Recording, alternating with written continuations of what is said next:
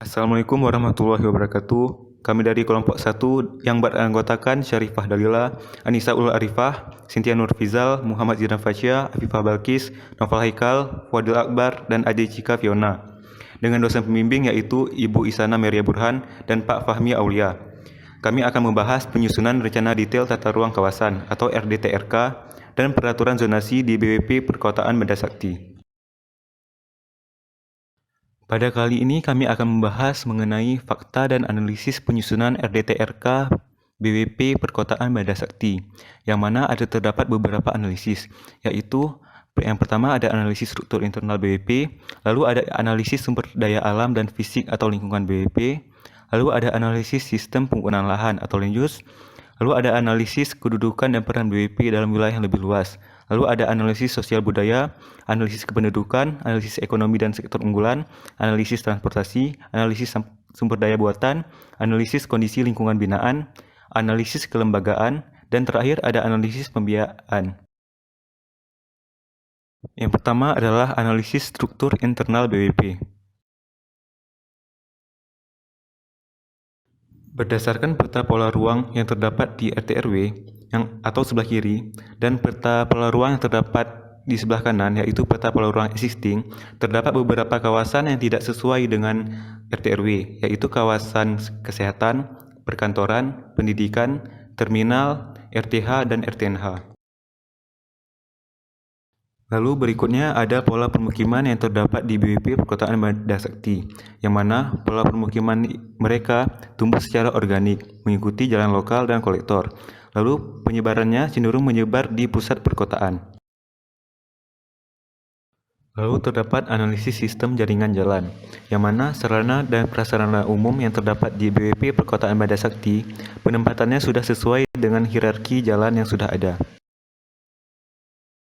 Yang kedua adalah analisis sumber daya alam dan fisik atau lingkungan BWP. Selanjutnya adalah analisis hidrologi, yang mana air sumur masyarakat yang berada di permukiman BWP Perkotaan Banda Sakti lebih dominan menggunakan air sumur, dan untuk penggunaan PDAM di BWP Perkotaan Banda Sakti lebih dominan pada kawasan perdagangan dan perkantoran yang berada di pinggir jalan kolektor dan jalan-jalan lokal. Lalu ada analisis topografi dan kelerengan. Dapat dilihat pada peta, pada kawasan BWP kemiringan dataran yaitu berkisar antara 0 sampai 7%. Lalu ada analisis klimatologi, yang mana suhu rata-rata minimum yaitu sekitar 21 derajat Celcius dan rata-rata suhu maksimum sekitar 33 derajat Celcius. Dan curah hujan minimum terjadi pada bulan Maret yaitu 44 mm dan curah hujan tertinggi terjadi pada bulan Desember yaitu sebanyak 128 mm. Lalu kelembaban tertinggi terjadi pada bulan Oktober dan November yaitu sebesar 88% dan kelembaban terendah terjadi di bulan Agustus dengan rata-rata kelembaban sebesar 81%. Kemudian ada analisis geologi. Dapat dilihat pada peta, BWP Perkotaan Banda Sakti terbentuk oleh batuan aluvium muda, yang mana lebih cocok pada kawasan pertanian. Namun pada existing, nyatanya lebih banyak didominasi oleh kawasan permukiman. Lalu ada analisis kawasan lindung. Kawasan BWP berbatasan langsung dengan sempadan Sungai Krungcunda, dan danau yang terdapat di BWP yaitu berada di Kampung Belang Raya, Kecamatan Banda Sakti, sedangkan waduk yang berbatasan langsung dengan BWP terletak di Kampung Pusong, Kecamatan Banda Sakti. Kemudian ada analisis kawasan budidaya, yang mana kawasan permukiman menjadi sektor paling luas, yaitu mencapai 85,99%.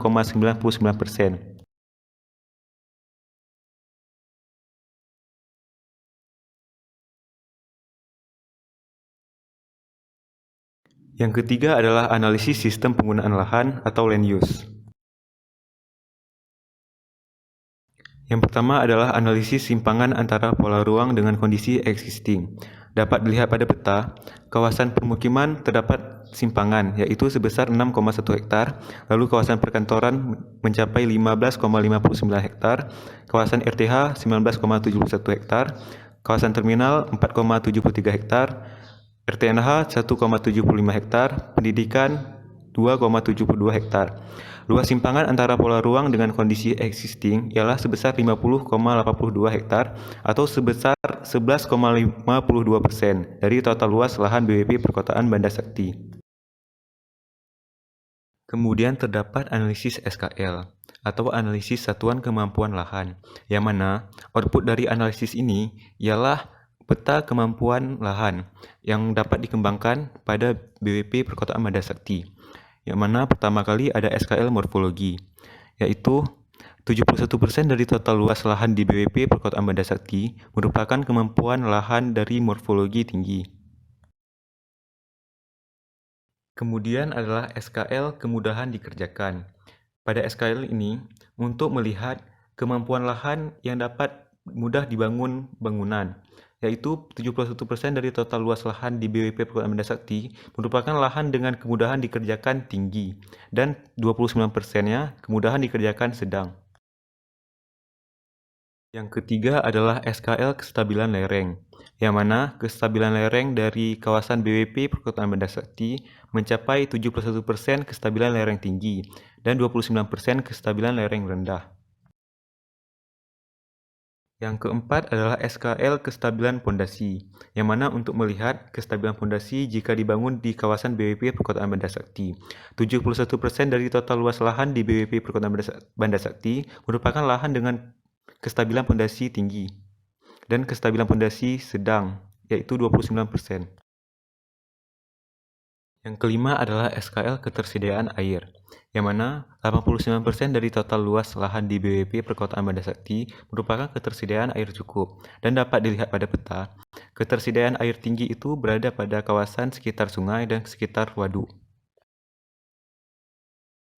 Yang keenam adalah SKL ketersediaan drainase, yang mana 71% dari luas lahan di BWP Perkotaan Banda Sakti merupakan lahan dengan ketersediaan drainase tinggi dan 29% ketersediaan drainase cukup.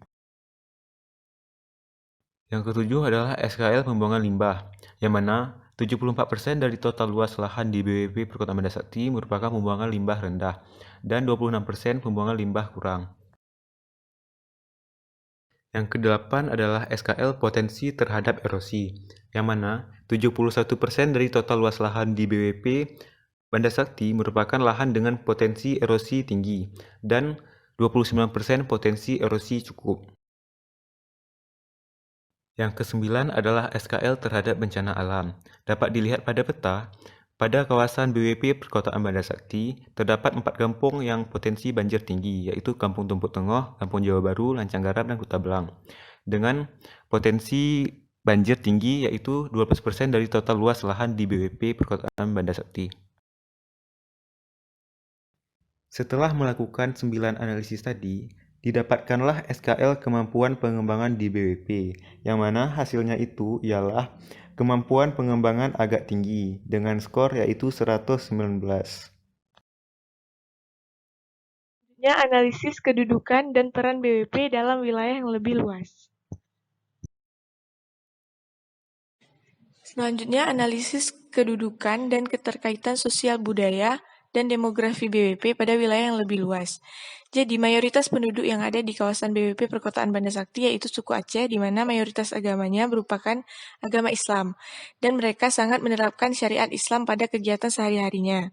Lalu, ada kebiasaan yang menjadi kebiasaan sehingga dapat dijadikan sebagai budaya yang ada di BWP Perkotaan Banda Sakti, yaitu wanita tidak dianjurkan untuk keluar lewat dari pukul 10 malam. Nah, mereka pada BWP Perkotaan Banda Sakti sangat mengedepankan gotong royong dan musyawarah dalam berinteraksi serta empati yang tinggi terhadap sesama. Selanjutnya, analisis kedudukan dan keterkaitan ekonomi BWP pada wilayah yang lebih luas. Jadi, sektor utama di BWP Perkotaan Banda Sakti yaitu perdagangan, yang mana pusat perdagangannya itu berupa pasar impres yang berada di Kuta Belang yang menurut RT/RW, berdasarkan RT/RW melayani skala kota. Untuk kebutuhan pangannya, yaitu bergantung pada pasar pusat produk Medan. Selanjutnya yaitu analisis sosial budaya.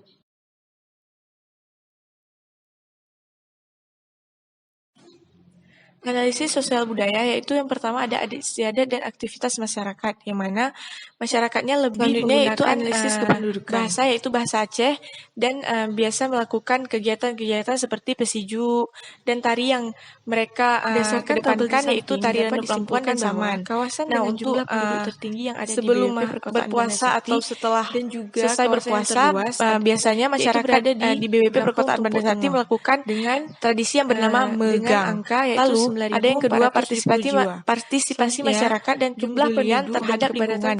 Yang pertama adanya sikap saling gotong royong dan berempati terhadap sesama. Nah, untuk penyimpangan terhadap budaya di Lok Sumawe yaitu seperti wanita yaitu dilarang untuk keluar di atas pukul dengan luas wilayahnya yaitu 0,50 km kuadrat sehingga kepadatan penduduknya menjadi 9.951 jiwa per kilometer kuadrat. Nah, jenis kepadatan pada BWP Perkotaan Bandar Sati ini tergolong rendah. Selanjutnya, komposisi penduduk. Penduduk BWP Bandar Sakti sebagian besar merupakan penduduk usia produktif, yaitu pada kelompok umur antara 15 sampai 64 tahun dengan komposisi terbesar berada pada penduduk berumur 0 sampai 4 tahun. Nah, untuk struktur penduduk menurut jenis kelamin di BWP Bandar Sakti pada tahun 2018 adalah 41.387 jiwa, yang terdiri dari jenis kelamin laki-laki sebanyak 20.488 jiwa dan perempuan sebanyak 20.901 jiwa. Selanjutnya yaitu tingkat kelahiran, kematian, pindah, dan datang pada tahun 2018. Pada tahun 2018 di BWP Bandar Sakti yang lahir adalah sebanyak 1.657 jiwa, yang mati yaitu 583 jiwa, yang pindah yaitu 1.905 jiwa, dan yang datang yaitu 984 jiwa. Sehingga penduduk di BWP Bandar Sakti pada tahun 2018 mengalami pertumbuhan sebesar 153 jiwa. Nah, masyarakat yang datang dan lahir di Kecamatan Bandar Sakti lebih dominan daripada masyarakat yang mati dan pindah. Dampaknya, pertambahan penduduk semakin bertambah dan lahan semakin berkurang. Namun, dengan banyaknya angka kelahiran dapat meningkatkan tingkat masyarakat produktif di Kecamatan Bandar Sakti. Selanjutnya yaitu proyeksi penduduk. Nah, dengan bertambahnya jumlah penduduk dari tahun ke tahun, maka kebutuhan lahan akan semakin bertambah, dan kebutuhan sarana dan prasarana perkotaan juga semakin meningkat kebutuhannya. Selanjutnya yaitu analisis ekonomi dan sektor unggulan. Selanjutnya yaitu analisis sektor basis. Menurut analisis ini menggunakan metode perhitungan LQ yang diambil berdasarkan PDRB Kota Lok Sumawe atas dasar harga berlaku menurut lapangan usaha pada tahun 2014 sampai 2018. Nah, berdasarkan analisis ini, maka terdapat 11 sektor basis di Kota Lok Sumawe. Berdasarkan hasil analisis tipologi klasen, terdapat 4 sektor yang menjadi sektor unggulan di Kota Lok Sumawe dengan kontribusi masing-masing sektor yang mengalami fluktuasi. Nah, kontribusi sektor di Kota Lok Sumawe yang paling besar ada pada sektor perdagangan, besar dan enceran. Lalu, reparasi mobil dan sepeda motor dengan kontribusi yaitu sebesar 20,23%. Namun, pada analisis tipologi klasen sektor tersebut masuk ke sektor maju, tapi tertekan, yaitu kuadran 2. Yang mana dalam RT/RW dikatakan bahwa BWP Perkotaan Bandar Sakti memiliki kawasan perdagangan dan jasa dengan skala pelayanan kecamatan yang berkembang dalam bentuk pasar tradisional dan pertokoan, yaitu berupa pasar impres yang berada di Kutablang. Selanjutnya yaitu analisis transportasi.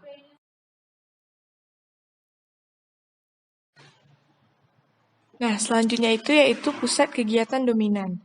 Untuk analisis ini, maka diketahui bahwa pusat kegiatan dominan yang ada di BWP Perkotaan Bandar Sakti yaitu kawasan perdagangan dan jasa dan perkantoran. Nah, untuk fasilitas umum yang melayani di dalam kota yaitu ada dua, yaitu labi-labi dan becak. Sedangkan kegiatan yang melayani untuk keluar kota itu ada minibus, bus, dan L300. Selanjutnya yaitu klasifikasi jalan. Nah, terdapat 3 klasifikasi jalan yang ada di BWP Perkotaan Banda Sakti. Yang pertama ada jalan kolektor yang berdasarkan RT RW. Jalan kolektor yang ada di BWP Perkotaan Banda Sakti yaitu Jalan Merdeka Barat, Jalan Merdeka Timur, Jalan Merdeka, Jalan Stadion Tunas Bangsa, dan Jalan Tase. Selanjutnya, klasifikasi yang kedua itu jalan lokal, dan yang klasifikasi yang ketiga itu jalan lingkungan. Selanjutnya yaitu radius kawasan perdagangan dengan pemukiman. Berdasarkan peta, semua pusat perdagangan dan jasa sudah berdasarkan radius sudah menjangkau semua pemukiman. Hanya kawasan yang tidak termasuk dalam jangkauan radius yaitu sebagian kecil saja, yaitu dari Kampung Banjarmasin. Selanjutnya yaitu analisis radius terminal ke pemukiman yang akan mempengaruhi pergerakan masyarakat untuk menuju ke pusat perdagangan dan jasa, yaitu berdasarkan peta tersebut, maka dikatakan bahwa hanya beberapa kawasan saja yang dapat menjangkau terminal, sehingga pemukiman yang tidak dapat menjangkau terminal itu akan susah atau mereka akan menggunakan kendaraan pribadi yang akan menyebabkan beberapa masalah seperti kemacetan dan kepadatan lalu lintas. Sehingga untuk solusi yang ditawarkan, maka adanya penyediaan trayek baru di kawasan pemukiman yang tidak terjangkau oleh radius terminal, atau penambahan jalur pejalan kaki di kawasan jalan lokal.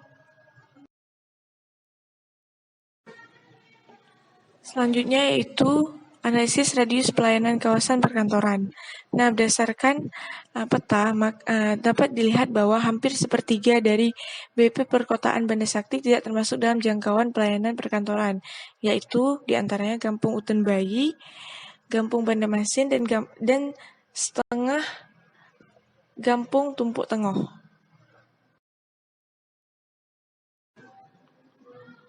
Selanjutnya yaitu radius pelayanan terminal terhadap pemukiman yang akan berpengaruh pada masyarakat yang melakukan pergerakan ke kawasan perkantoran. Nah, berdasarkan peta, maka hanya beberapa kawasan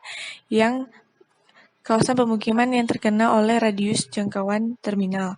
Sehingga untuk masyarakat yang tinggal di pemukiman yang tidak terjangkau oleh terminal untuk menuju ke kantor, maka mereka harus menggunakan kendaraan pribadi. Nah, itu akan menimbulkan polusi udara dan kemacetan lalu lintas. Sehingga solusinya yaitu adanya penambahan trayek pada pemukiman yang tidak terjangkau oleh radius terminal, dan adanya transportasi lain yaitu berupa becak, dan juga penyediaan jalur pesepeda untuk masyarakat lebih ramah lingkungan untuk menuju ke kawasan perkantoran. Selanjutnya yaitu penyediaan jalur pejalan kaki dan pesepeda. Nah, menurut Menteri PUPR Nomor 2 Tahun 2018 tentang Pedoman Perencanaan Teknis Fasilitas Pejalan Kaki, Bahan Konstruksi Bangunan, dan Rekayasa Sipil, yaitu bahwa untuk berdasarkan existing, dikarenakan di daerah Pasar Impres itu tidak memiliki pejalan kaki, maka untuk perencanaan jalur pejalan kaki yang ada di Pasar Impres, yang mana pasar ini terletak di jalan lokal, maka persyaratannya sebagai berikut, yaitu arus pejalan kaki maksimum yaitu sekitar 50 pejalan kaki per menitnya. Nah, untuk curbnya yaitu 0,15 meter. Nah, untuk jalur fasilitasnya yaitu 0,75 meter. Untuk lebar efektif yaitu 1,9 meter. Dan jaraknya bagian dengan gedungnya itu yaitu 0,15 meter. Sedangkan dimensi totalnya itu yaitu 3 meter. Nah, untuk penyediaan jalur pesepeda itu di trotoar harus tetap dengan lebar minimal trotoar bagi pejalan kaki yaitu sebesar 1,5 meter. Analisis sumber daya buatan.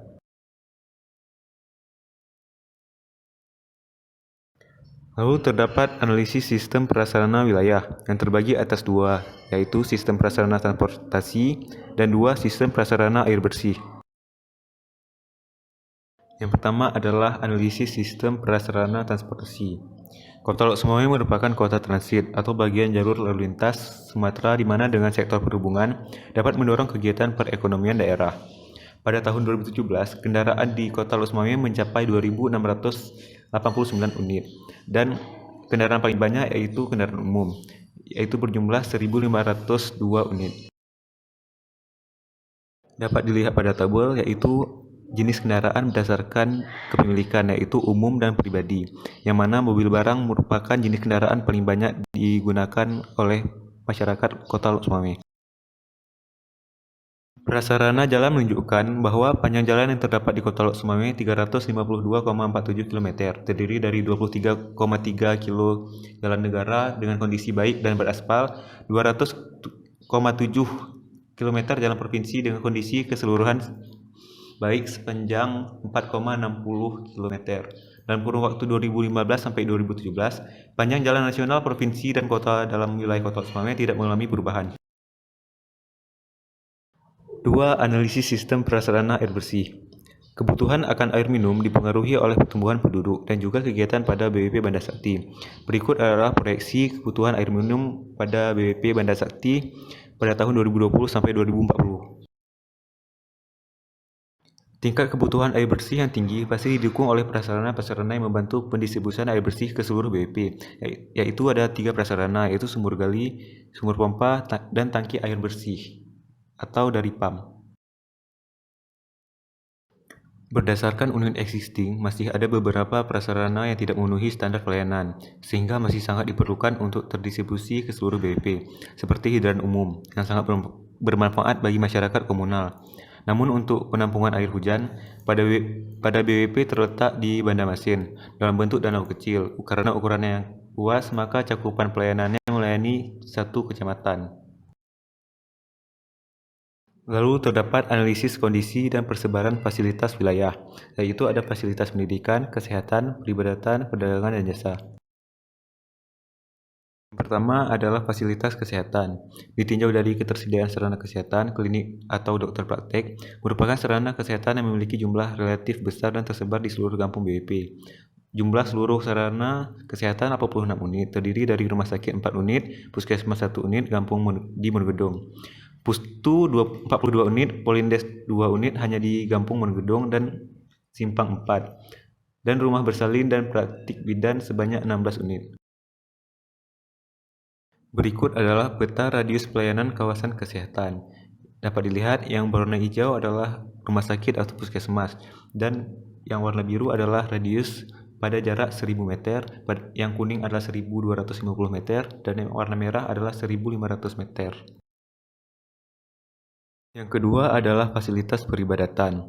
Ketersediaan sarana peribadatan di BWP hanya terlayani oleh 9 unit masjid dan 17 unit surau atau langgar. Hal ini diindikasikan karena sebagian besar penduduk menganut agama Islam. Berikut merupakan peta radius pelayanan kawasan peribadatan. Dapat dilihat mulai dari radius 500 sampai 1000, seluruh kawasan BWP Perkotaan Banda Sakti terjangkau oleh kawasan peribadatan. Yang ketiga adalah fasilitas perdagangan dan jasa. Dilihat dari lokasinya, Kota Lok Sumawe berada pada jalur lintas Banda Aceh Medan, menyebabkan kota ini menjadi daerah transit yang sangat berpengaruh sekali terhadap distribusi perdagangan yang mempunyai peranan besar terhadap struktur ekonomi Kota Lok Sumawe. Dapat dilihat pada tabel berikut merupakan unit-unit usaha dan tenaga kerja yang terdapat di Kota Lok Sumawe. Berikut adalah peta radius pelayanan kawasan perdagangan dan jasa. Dapat dilihat pada peta berikut, kawasan BWP Perkotaan Banda Sakti sudah hampir terlayani seluruhnya oleh kawasan perdagangan dan jasa. Yang pertama adalah analisis figur ground yang terdapat di BWP. Pola figur ground BWP Perkotaan Banda Sakti secara tekstural yaitu mempunyai pola heterogen. Berdasarkan tipologi masa bangunan terdiri dari 3 jenis blok, yaitu blok tunggal, blok sebagi tepi, dan blok medan. Dan memiliki 2 tipologi elemen ruang, yaitu sistem tertutup linier dan sistem terbuka linier. Analisis kondisi lingkungan binaan. Yang pertama adalah analisis figur ground yang terdapat di BWP. Pola figur ground BWP Perkotaan Banda Sakti secara tekstural yaitu mempunyai pola heterogen. Berdasarkan tipologi masa bangunan terdiri dari 3 jenis blok, yaitu blok tunggal, blok sebagi tepi, dan blok medan.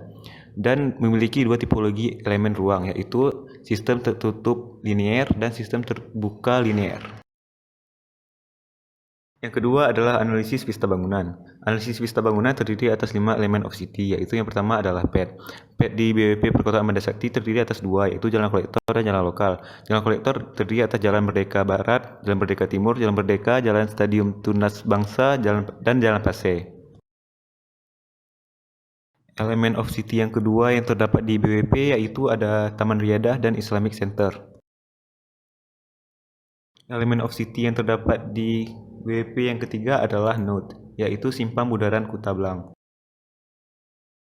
Elemen of city yang keempat adalah edge, yang mana terdapat 2 edge di dalam BWP Perkotaan Banda Sakti. Yang pertama adalah Kurung Cunda dan yang kedua adalah Pertokoan. Elemen yang kelima adalah distrik, yang mana BWP Perkotaan Banda Sakti terdiri atas beberapa distrik, yang itu ada distrik kesehatan, distrik militer, distrik pemukiman, distrik pendidikan, distrik perdagangan dan jasa, distrik peribadatan, dan distrik perkantoran. Berikut adalah intensitas bangunan yang terdapat pada BWP, yaitu terdiri atas kawasan pemukiman, sarana kesehatan, perdagangan dan jasa, sarana peribadatan, dan sosial budaya. Pada kondisi existing BWP Perkotaan Banda Sakti banyak ditemukan intensitas bangunan yang tak sesuai dengan kebijakan yang telah ditetapkan, terutama pada KDH atau RTH. Untuk perumahan yang jarang dierapkan kebijakannya, dan terdapat beberapa masyarakat yang masih membangun rumah melebihi tinggi bangunan yang telah ditetapkan di dalam RT/RW, yaitu 3-4 lantai. Berikut adalah peta sebaran cagar budaya yang terdapat pada BWP Perkotaan Banda Sakti. Yang pertama adalah makam di Lok Sumame, yaitu terdapat di Kampung Banda Masin. Lalu ada Museum Lok Sumame yang terdapat di Monggedong. Lalu ada Meriam Belanda terdapat di Kutablang. Lalu ada makam Tengku di Tunong pada Kampung Simpang 4. Selanjutnya yaitu analisis pembiayaan.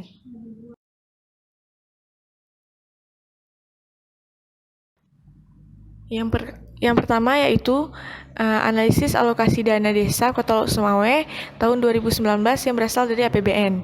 Nah, untuk dana yang paling dominan yaitu berupa dana alokasi umum sebesar 469 juta. Dan untuk dana desa yaitu sekitar 58 juta rupiah. Yang pertama yaitu perhitungan rasio derajat desentralisasi Kota Lok Sumawe tahun anggaran 2011 sampai 2018.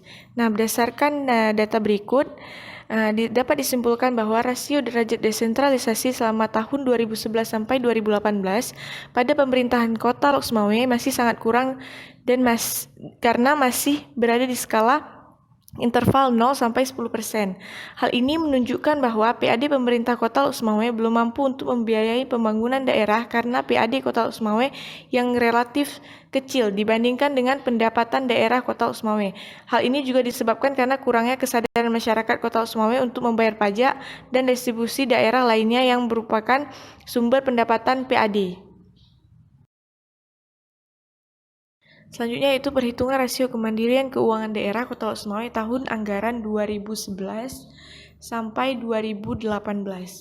Nah, menurut tabel ini, rasio kemandirian keuangan daerah selama 8 tahun pada pemerintah Kota Lok Sumawe memiliki rata-rata kemandirian yang masih tergolong rendah dan dalam kategori kemampuan keuangan sangat kurang dengan pola hubungan instruktif, yaitu Peranan pemerintah pusat masih sangat dominan dibandingkan pemerintah daerah. Ini dapat dilihat dari rasio kemandirian yang ada pada tabel bahwa keuangan daerah masih tergolong dalam interval 0 sampai 25%. Rasio kemandirian yang masih rendah dapat mengakibatkan kemampuan keuangan daerah Kota Lok Sumawe dalam membiayai pelaksanaan pemerintah dan pembangunan daerah masih sangat tergantung pada bantuan dari pemerintah pusat. Selanjutnya yaitu alokasi dana gampung di 9 BWP yang ada di BWP Perkotaan Banda Sakti tahun anggaran 2017, di mana berdasarkan tabel tersebut dapat disimpulkan bahwa alokasi dana gampung yang diterima setiap gampung nilainya beragam, yaitu dengan total jumlah alokasi dana gampung ke 9 BWP yaitu 5.842 rupiah. Selanjutnya itu perhitungan rasio efektivitas PAD Kota Lok Sumawe tahun anggaran 2011 sampai 2018. Berdasarkan tabel, efektivitas kinerja keuangan Kota Lok Sumawe dapat dikatakan cukup efektif karena rata-rata efektivitasnya memperoleh nilai 90,99%. Namun jika dibandingkan dengan Kota Bogor sebagai perbandingannya yaitu sebesar 111%, di mana jika dibandingkan juga dengan Kota Yogyakarta yaitu sebesar 107,19%. Nah, dari perbandingan ini maka penerimaan Kota Lok Sumawe masih bisa ditingkatkan lagi. Hal ini disebabkan karena pemerintahan dari sektor pajak dan distribusi daerah di Kota Lok Sumawe kurang dari yang dianggarkan sebelumnya. Pemerintahan Kota Lok Sumawe juga dapat dikatakan memiliki kinerja yang kurang baik dalam hal merealisasikan PAD yang telah direncanakan. Selanjutnya itu perhitungan rasio efisiensi keuangan daerah Kota Lok Sumawe tahun anggaran 2011 sampai 2018. Nah, berdasarkan tabel efisiensi keuangan daerah Kota Lok Sumawe yang tergolong masih kurang efisien dikarenakan rata-rata rasionya yaitu sekitar 96,59% jika dibandingkan dengan kota yang disebutkan seperti tabel di atas sebelumnya, yaitu Kota Yogyakarta sebesar 91,69%, dan dapat dibandingkan juga dengan Kabupaten Dharmayasa yaitu sebesar 94,28%. Nah, hal ini diakibatkan karena total belanja daerah Kota Lok Sumawe masih lebih besar daripada pendapatan daerahnya, terutama pada tahun 2011 dan 2018. Selanjutnya yaitu alokasi dana gampung di 9 BWP yang ada di BWP Perkotaan Banda Sakti tahun anggaran 2017, di mana berdasarkan tabel tersebut dapat disimpulkan bahwa alokasi dana gampung yang diterima setiap gampung nilainya beragam, yaitu dengan total jumlah alokasi dana gampung ke 9 BWP yaitu 5.842 rupiah. Yang selanjutnya yaitu hibah LSM. Realisasi belanja hibah kepada lembaga atau organisasi terrealisasi pada tahun 2017 adalah sebesar 5 miliar atau 72,82%, sehingga terjadi efisiensi sebesar 2 miliar atau sekitar 27,18% dari anggaran sebesar 7 miliar,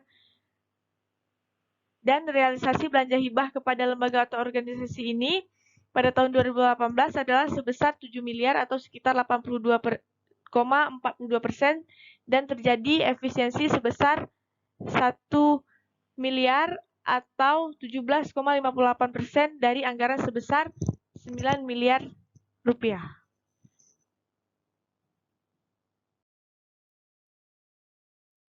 Sekian dari kami. Terima kasih. Wassalamualaikum warahmatullahi wabarakatuh.